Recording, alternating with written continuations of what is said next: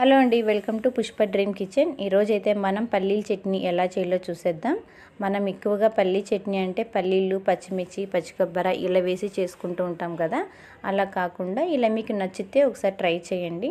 ముందుగా అయితే పల్లీలు వేయించేసుకొని పక్కన ప్లేట్లో చల్లారబెట్టేసుకోవాలి. తర్వాత ముందుగానే అలాగే చింతపండు కూడా నానబెట్టేసుకోవాలి. ఇప్పుడైతే చల్లారిన పల్లీని మిక్సీ జార్ తీసుకొని అందులో వేసి తగినంత సాల్ట్, చిల్లీ పౌడర్ వేసి ముందుగా మిక్సీ పట్టేసుకొని తర్వాత మనం ముందుగా నానబెట్టేసుకున్న చింతపండు వాటర్ అన్నీ కలిపిన వేయచ్చు. లేదనుకుంటే ఓన్లీ చింతపండు వాటర్ ఒకటే వేసేసి కొద్దిగా బెల్లం వేసి మిక్సీ పట్టేసుకోవాలి. ఇప్పుడైతే పోపు పెట్టేసుకుందాం.